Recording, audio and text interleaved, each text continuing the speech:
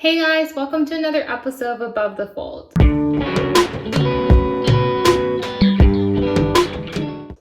So now that we have this new article of clothing that has been introduced into our everyday outfit staple, I feel like the general consensus is that now what we can do with makeup is very limited. But I'm here to show you that that's not necessarily true. You're just basically refocusing your efforts on the parts of your face that are exposed, mainly the eyes.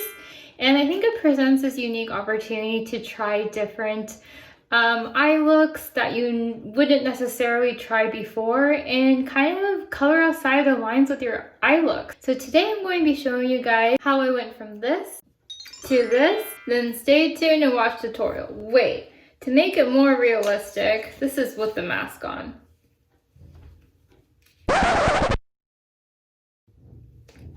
And if you guys have no idea what my look or who inspired my look, let me give you some hints. So in my last video, I did some singing. If you haven't seen it yet, do check it out. It was a Breakfast at Tiffany's Halloween costume tutorial, and I was floored. I got so many fan messages about my singing, how people wanted me to sing more, and I just felt like I was shocked, and I was super flattered. Just kidding, guys. I didn't get any responses. Not even one. About my singing. A little bit hurt, but oh well.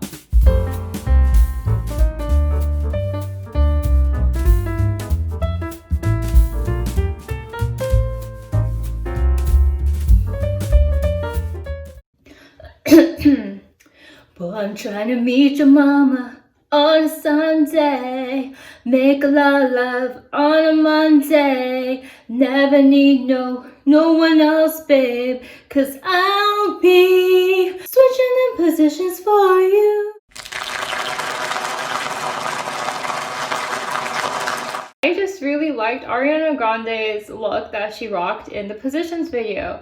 I am just so accustomed to seeing cut creases be really harsh and dramatic, so it was definitely a nice and welcome change to see her rock this soft cut crease look. And I feel like it's dramatic enough that it would look really great with the new article of clothing that I mentioned, your mask.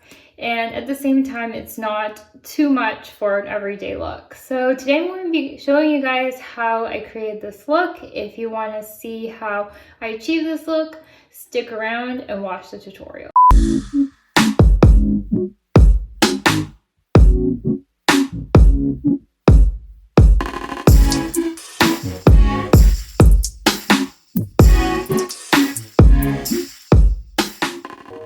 So the first step you want to do is go ahead and prep and prime your face.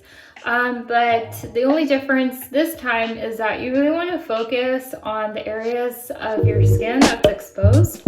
For me, I personally always put sunblock all over my face. I think it's just important to protect your skin from the sun.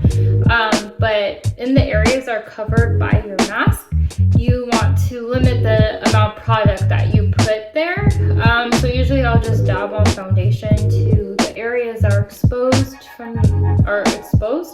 And the reason why you want to do that is because the area of skin under the mask is going to be humid. So if you have a lot of product there, mixed with the humidity, is going to create something that you've been hearing a lot about called masking. So you want to avoid that.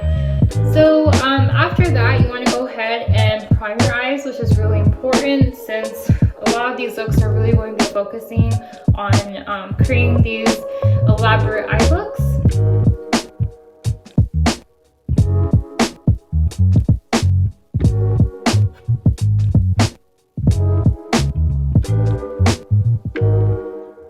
Okay, and then after that, I'm going to be using a very familiar palette. I'm going to again be using my Too Faced White Chocolate Bar palette. I feel like you should just take a shot every time I mention this palette because I feel like I mention it at least once per video, and it's actually quite a shame, but I believe this palette is now discontinued, and I actually use it a lot, so it's kind of a shame. So I'm going to go in with cake batter and use that as a foundational base color.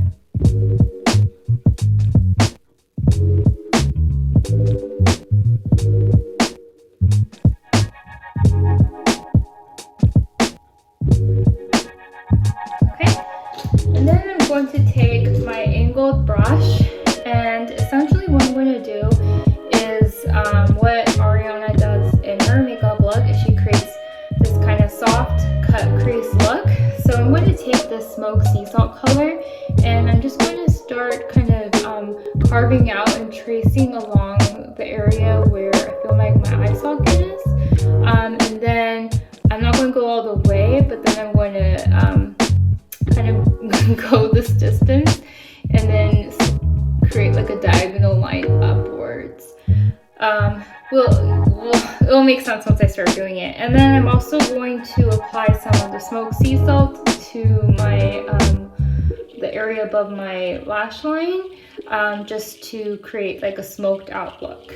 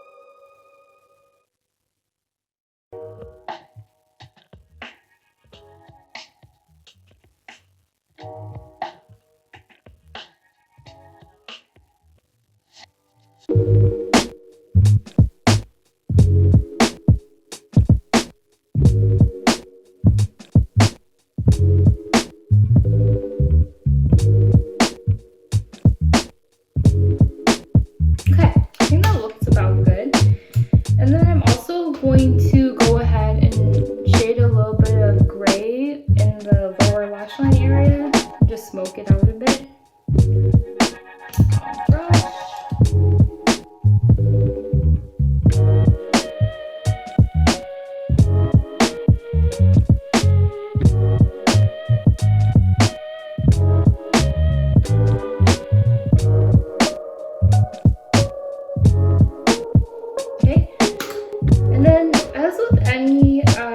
Cut crease look, you want to add some cream shadows or like a champagne shimmery shade to the area between the eye socket line that you just drew and your lower lash line. So I'm going to go in with Exotica, and then I'm going to go over that with my Stila Shimmer and Glow and Kitten because that just really brightens up the eyes.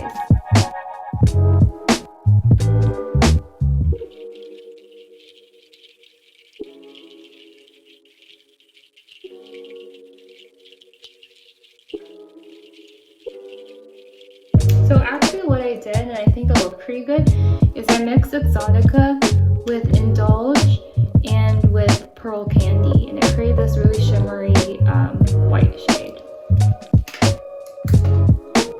I'm going to go in with my Stila Shimmer and Glow and Kitten.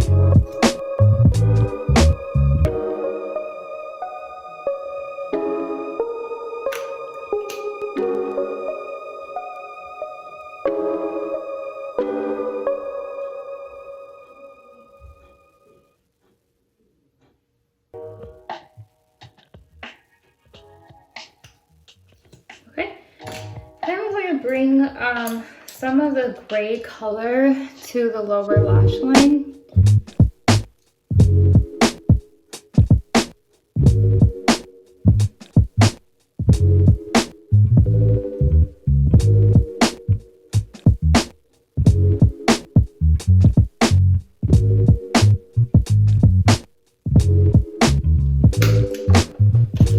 And I'm going to use my colored eye pencil, Urban Decay 24/7 in Stash, and just line my lower lash line.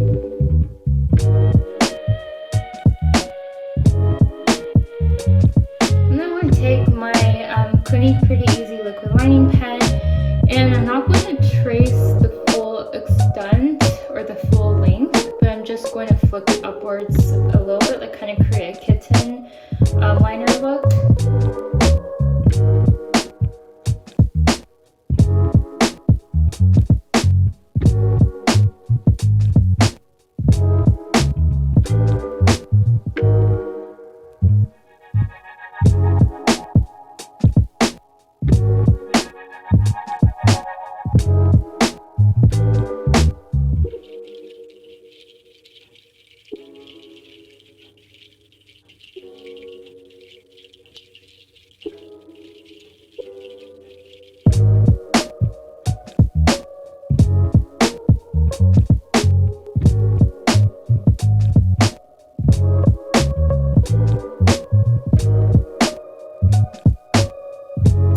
so now that I have finished carving out this cut crease and smoking out the shadows, I'm going to pop on some false lashes. So I'm going to be using my Revlon Be All Natural lashes.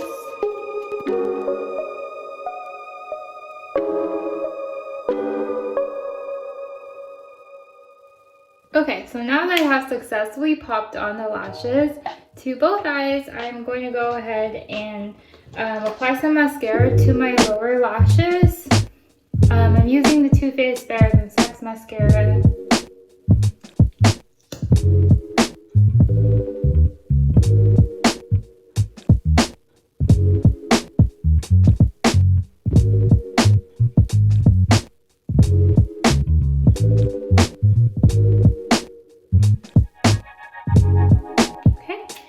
And then I think with the mask, again, you just want to focus on the areas that are exposed.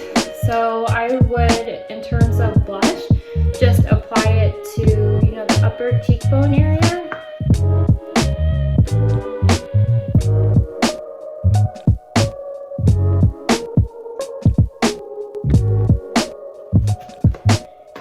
And same thing with highlighter.